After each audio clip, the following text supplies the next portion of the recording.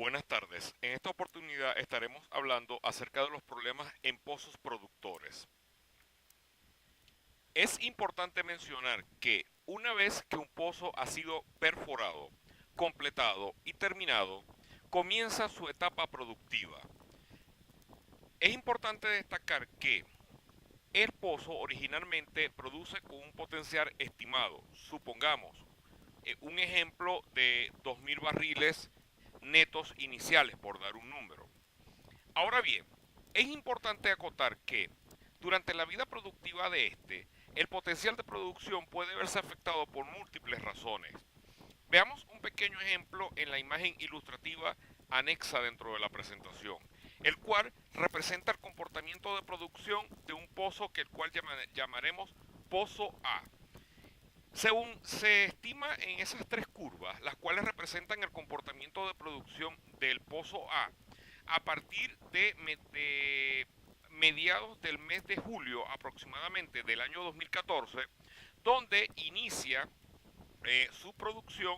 con casi o aproximadamente unos 730-740 barriles de petróleo diario. Observamos que la producción se mantiene en promedio por encima de los 600 barriles hasta aproximadamente mediados de septiembre de ese mismo año,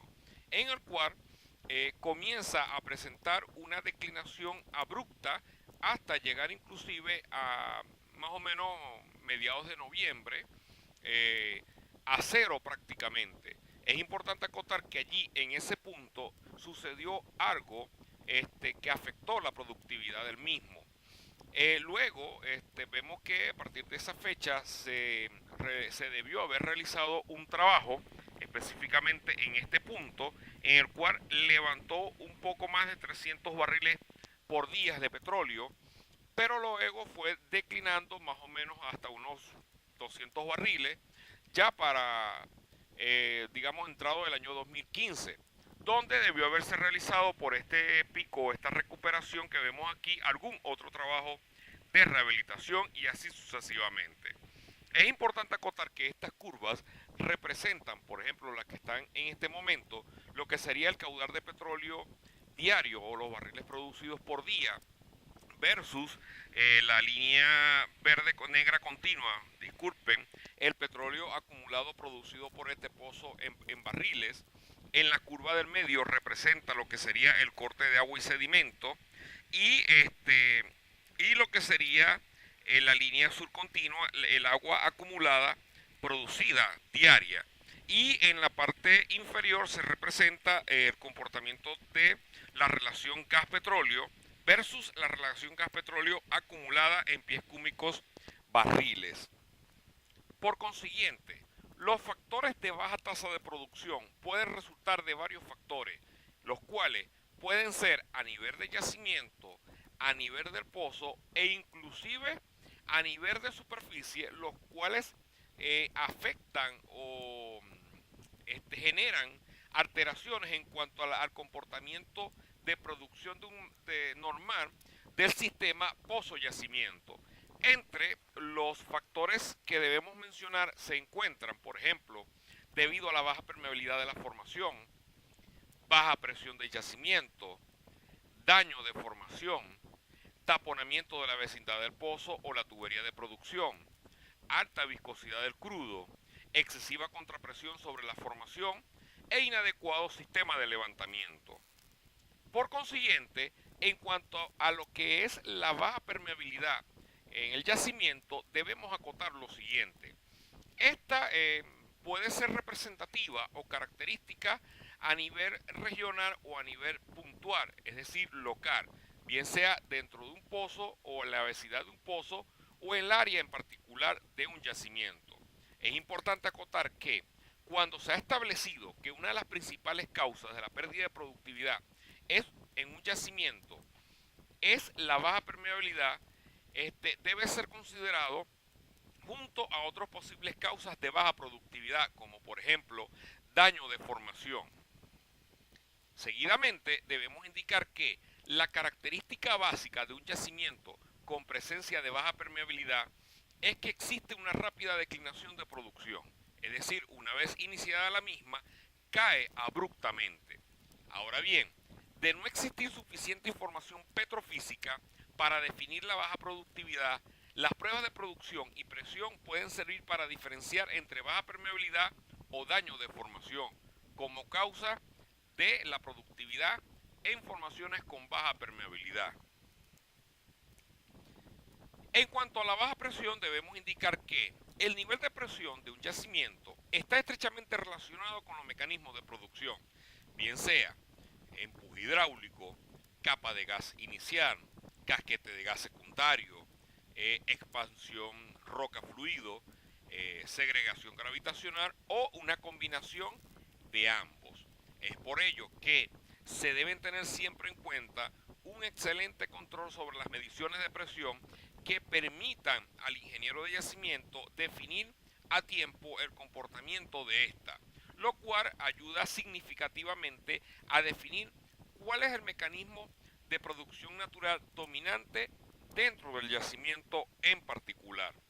Por otra parte, cuando se ha definido la causa de la baja presión en el yacimiento, se debe buscar una solución que permita restituir esta, bien sea a través de métodos de recuperación secundarias o adicionales, así también pueden ser alguna técnica de estimulación como fracturamiento hidráulico, acidificación matricial o empleando métodos de levantamiento artificial que incluyen gas leak, bombeo mecánico, bombeo hidráulico, bombeo electrosumergible, entre otros. Por otra parte, debemos mencionar, como ya hemos mencionado anteriormente, una de las causas que más afecta la productividad de un pozo a nivel de yacimiento es lo que nosotros conocemos como daño de formación. Es importante destacar que el daño de formación puede describirse como aquella merma o disminución de productividad o inyectividad en un pozo. Esto se debe generalmente a ciertas obstrucciones, bloqueos o taponamientos físicos o inclusive restricciones en las cercanías del pozo, en los cañoneos o a nivel de las gargantas porales en el mismo yacimiento, e inclusive en la comunicación de las fracturas naturales con el pozo. Entre los principales indicadores de daño de formación, es decir, cómo poder definir si en un pozo existe un daño de formación, muy sencillo, a través de las pruebas de producción que se toman a nivel de estaciones de flujo, en la cual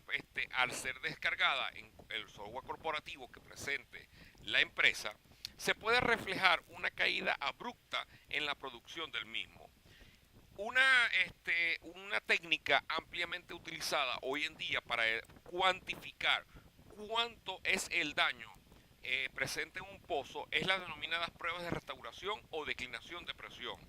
Asimismo, se pueden utilizar la comparación con el comportamiento de producción de pozos vecinos o con el mismo pozo, entre otras. A continuación, observamos una pequeña imagen ilustrativa donde hacia la parte izquierda se presenta lo que sería el perfil de caída de presión versus el radio, y donde se ve la caída de presión que genera el fluido una vez que se va desplazando por el medio poroso. En la parte izquierda se ilustra una zona en la cual no ha sido dañada, bien sea por perforación, completación, cementación u otro factor que pudiese haber incidido sobre la generación de la obstrucción en la garganta poral. Esto lo podemos observar hacia la parte derecha de la imagen, donde sí se observa una restricción notable,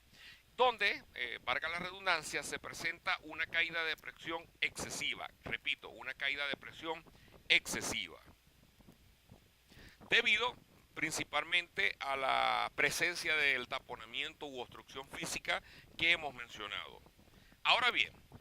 para un pozo sin aparente daño de formación, con baja permeabilidad, existe una lenta estabilización de la presión.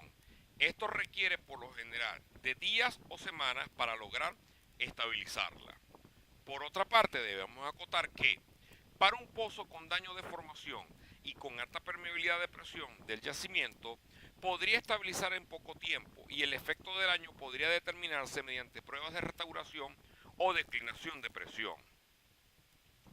Debemos agregar además lo siguiente.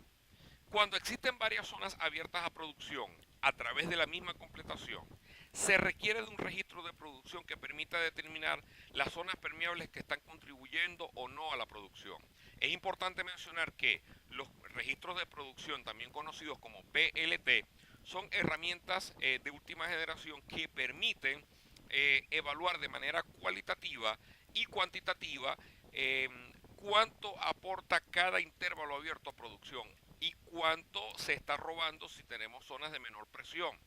Eh, Así como también permite establecer un perfil de inyección en pozos de inyección de agua, por ejemplo.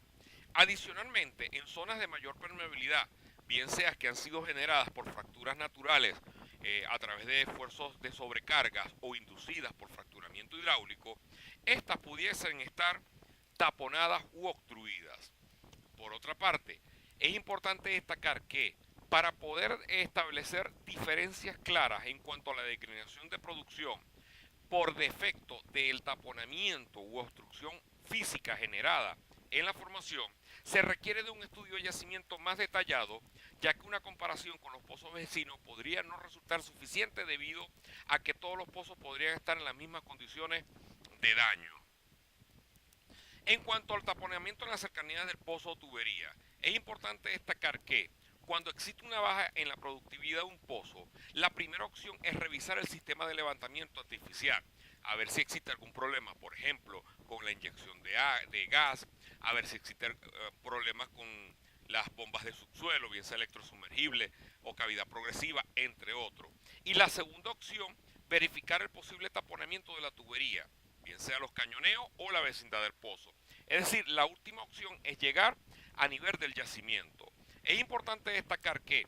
estos taponamientos pueden ser causados en líneas generales, por ejemplo, con inadecuados empaques de gravas en formaciones no consolidadas, fracturamiento con arena, fluido de perforación, la misma roca de formación que ha sido migrada a través de fino, tubería de producción o inclusive revestidor colapsado. En cuanto a la alta viscosidad del crudo, es importante destacar que existen hoy día una serie de crudos que tienen alta viscosidad, como los crudos pesados y extrapesados, que tienen una